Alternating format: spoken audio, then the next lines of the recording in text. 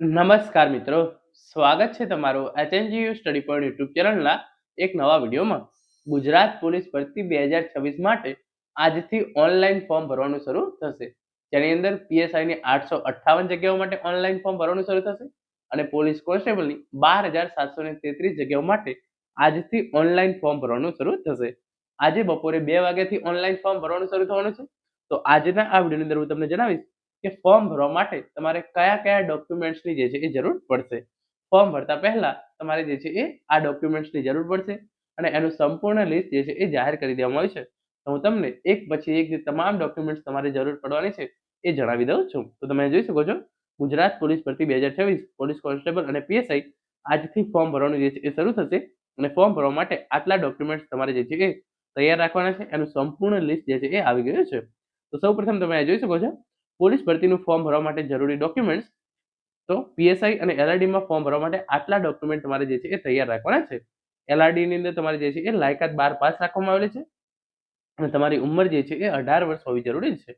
પીએસઆઈની અંદર તમે જે છે એ સ્નાતક પૂરું કરી લેવું જોઈએ અને તમારી ઉંમર જે છે એ 21 વર્ષ જે છે એ હોવી જોઈએ. અને તમે એ જગ્યાઓ વિશે હું તમને કહી દઉં તો તમે જોઈ શકો છો, પીએસઆઈની જગ્યાઓ છે બિન હથિયારી પોલીસ સબ ઇન્સ્પેક્ટર એની 659 જગ્યાઓ છે, હથિયારી પોલીસ સબ ઇન્સ્પેક્ટર એની 129 જગ્યાઓ અને જેલર ગ્રુપ 2 ની 70 જગ્યાઓ, કુલ 858 જે છે એ પીએસઆઈની જગ્યાઓ. અને એના માટેની લાયકાત તમારે જોઈ શકો છો, ગ્રેજ્યુએશનની ડિગ્રી જે છે એ જરૂરી, એટલે કે તમે સ્નાતક કરેલો હોવું જરૂરી છે. એલઆરડીની અંદર વાત કરીએ તો બિન હથિયારી પોલીસ કોન્સ્ટેબલની 6942 જગ્યાઓ, હથિયારી પોલીસ કોન્સ્ટેબલની 2458 જગ્યાઓ, એસઆરપીએફની 3002 જગ્યાઓ, જેલ સિપાહી પુરુષની જે છે એ 300 જગ્યાઓ અને જેલ સિપાહી મહિલાની 31, કુલ 12,733 જગ્યાઓ જે છે એ પોલીસ કોન્સ્ટેબલની છે. અને એના માટે તમે જે છે એ ધોરણ 12 પાસ કરેલું હોવું જોઈએ. તો હવે જોઈએ કે ફોર્મ ભરવા માટે તમારે જે છે એ કયા કયા ડોક્યુમેન્ટ છે એની જરૂર પડશે. એના માટે તમે જોઈ શકો છો, પોલીસ ભરતી માટે જરૂરી ડોક્યુમેન્ટ. તો સૌપ્રથમ તમારે જે છે એ તમારા આધાર કાર્ડની જરૂર પડશે.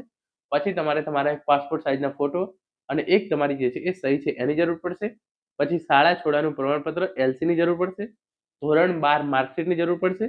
ગ્રેજ્યુએશનની માર્કશીટની જરૂર પડશે પીએસઆઈ માટે. એટલે કે તમારે જો પીએસઆઈ માટે પણ ફોર્મ ભરવાનું હોય તો તમારી જે ગ્રેજ્યુએશનની માર્કશીટ છે એની પણ જે છે એ જરૂર પડવાની છે. મોબાઈલ નંબર અને ઈમેલ આઈડીની તમારે જે છે એ જરૂર પડવાની છે.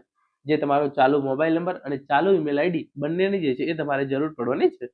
જાતિનો દાખલો જો લાગુ પડતો હોય તો, નોન ક્રિમિલિયર સર્ટિફિકેટ જે છે એ ફક્ત ઓબીસી માટે, ઈડબ્લ્યુએસ સર્ટિફિકેટ 10% અનામત વર્ગ માટે, સ્પોર્ટનું સર્ટિફિકેટ જો હોય તો અને એનસીસીનું સર્ટિફિકેટ જો તમારે હોય તો. જો અગાઉ ઓજસની વેબસાઇટ પર રજીસ્ટ્રેશન કરેલું હોય તો આઈડી પાસવર્ડની જે છે એ જરૂર પડશે. તો મેઇન સૌપ્રથમ તમારે એક આધાર કાર્ડ જોશે, પછી તમારો પાસપોર્ટ સાઇઝનો ફોટો અને કોરા કાગળની અંદર તમારે જે છે એ સહી કરીને રાખી લેવાની છે. શાળા છોડાનું પ્રમાણપત્ર એલસીની જરૂર પડશે. ધોરણ 12 માર્કશીટની જરૂર પડશે. ગ્રેજ્યુએશનની માર્કશીટની જરૂર પડશે જો તમારે પીએસઆઈ માટે ફોર્મ ભરવું હોય તો. પછી તમારો મોબાઈલ નંબર અને ઈમેલ આઈડી છે એની જરૂર પડશે. જાતિના દાખલાની જરૂર પડશે જો તમે એસસી એસટી કે ઓબીસી કેટેગરીની અંદરમાંથી આવતા હોય તો. નોન ક્રિમિલિયર સર્ટિફિકેટની જરૂર પડશે. એ ફક્ત ઓબીસી કેટેગરીના ઉમેદવારો માટે છે.